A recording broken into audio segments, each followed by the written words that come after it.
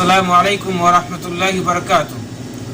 उम्मीद करता हूँ कि आप सब खैरियत से होंगे और आप लोग देख रहे हैं मुजफ्फर ब्लॉग। दोस्तों, वीडियो को शुरू करने से पहले मैं आपसे गुजारिश करना चाहूँगा कि इस चैनल पर अगर आप नए हैं तो प्लीज़ सब्सक्राइब करते हुए जाइए और बेल आइकन बटन को भी दबा दीजिए ताकि हर आने वाला वीडियो मेरे दोस्तों आप तक पहुँचता रहे।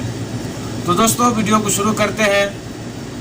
अभी यूपी में एक अस्पताल में किसी मरीज़ का इयादत करने के लिए या उनकी देखने के लिए मरीज़ को कोई औरत जाती है और उसको देखने के वक्त में अगर नमाज का वक्त हो जा रहा है, नमाज का वक्त अगर हो गया है, वो औरत किसी कोने पर जाकर किसी को तकलीफ़ दिए बिना अगर बैठकर वो 2 रकात नमाज पढ़कर उस मरीज़ के लिए दुआ करती है तो कौन सी बड़ी गुनाह कर लिया, कौन सा बड़ा पाप कर लिया, कौन सा बड़ा कानून को तोड़ दिया कि यूपी के पुलिस ने उस औरत पर FIR करके उनकी जांच शुरू कर दी। मेरे दोस्तों, क्या किसी मरीज के लिए दुआ भी नहीं कर सकते हैं? क्या किसी मरीज के लिए अल्लाह ताला से 2 रकात नमाज पढ़कर उनके लिए दुआ भी नहीं कर सकते हैं? ऐसा दौर आ गया है मेरे दोस्तों हिंदुस्तान में। तो दोस्तों, किस तरह से मुसलमानों को टारगेट करते रहते हैं। अगर इतना तकलीफ है और कहीं किसी कोने पर अगर वो छुप के नमाज पढ़ रही है और उस मरीज के लिए दुआ कर रही है तो क्या अगर ये गुनाह है तो मैं आप लोगों से कहना चाहता हूं कि हर थाने में आपको, थाने के अंदर में आपको मूर्तियां रखा हुआ मिलेगा। आप उस चीज को भी हटाइए। थाने में भी आप जो मूर्तियां लगी रहती हैं आप उनको भी हटाइए, उस पर भी एतराज कीजिए। और जहां डॉक्टर भी बैठते हैं, कहीं कहीं पर देखा जाता है जो जिस मजहब के रहते हैं उस मजहब को मानने वाले वो अपने पीछे, वो अपने बैकग्राउंड में उनका मूर्ति लगा के रखे हुए होते हैं। आप उस पर को भी बैन लगाइए, उन पर भी FIR दर्ज कराइए। क्यों सिर्फ आप मुसलमानों को टारगेट करते रहते हैं? इससे पहले भी ऐसा हुआ था, स्टेशनों में नमाज पढ़ रहा था, उस पर भी FIR दर्ज कर दिया।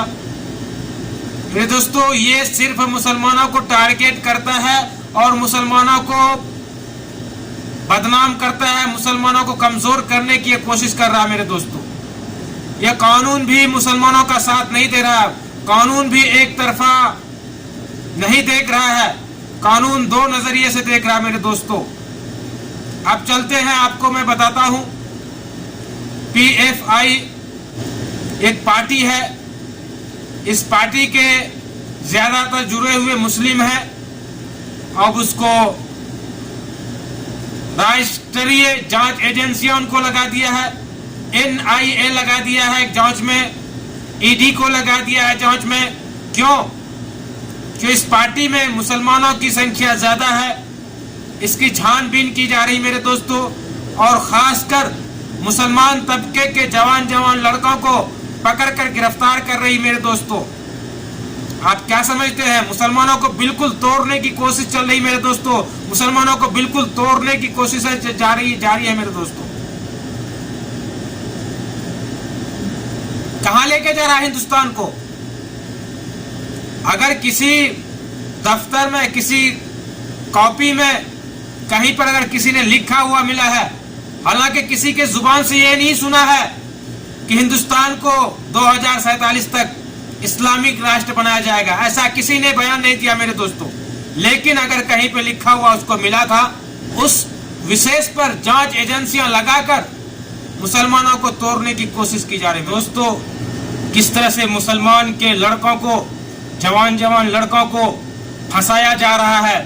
जांच एजेंसियां उनकी है, ED उनका है, हर एक चीज उनका है मेरे दोस्तों। इसलिए वो जो चाहता है वो लिख कर मुसलमानों को आतंकी ट्रेनिंग देने का इल्जाम लगाकर पॉपुलर फ्रंट पार्टी के जो PFI का जो है उस पर बैन लगाने की कोशिश की जा रही है। इसके बरखिलाफ आप हिंदू वाहिनी, बजरंग दल, ना जाने कितने पार्टियां हैं उनके मेरे दोस्तों, लेकिन उस पर कोई जांच नहीं लगाएगा। जबकि आपको हर एक दिन कोई न कोई बयान आपके कोनों में जरूर पहुंचता होगा कि हिंदुस्तान को हिंदू राष्ट्र बनाया जाएगा, लेकिन उसकी गिरफ्तारी नहीं होगी, उन पर कोई कार्रवाई नहीं होगा मेरे दोस्तों। क्यों? क्योंकि वो हिंदू है, क्योंकि वो मुस्लिम नहीं है मेरे दोस्तों। जबकि किसी मुसलमान ने यह बयान नहीं दिया है कि हिंदुस्तान को मुस्लिम राष्ट्र बनाएंगे, ऐसा किसी ने बयान नहीं दिया मेरे दोस्तों। लेकिन आप लोग सुनते होंगे कि हिंदुस्तान को हिंदू राष्ट्र बनाने की बातें करता है मेरे दोस्तों।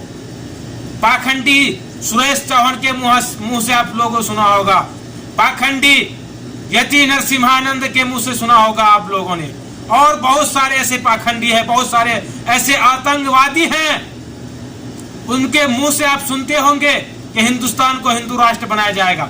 उन पार्टियों की तफ्तीश क्यों नहीं होती है? उन पार्टियों की जानकारी एजेंसियों क्यों नहीं लगाता मेरे दोस्तों? उन पार्टियों पर कार्रवाई क्यों नहीं होती है? सिर्फ मुसलमानों को टारगेट करेंगे मेरे दोस्तों। ये सिर्फ मुसलमानों से नफरत क्यों कर रहा है ये पार्टी?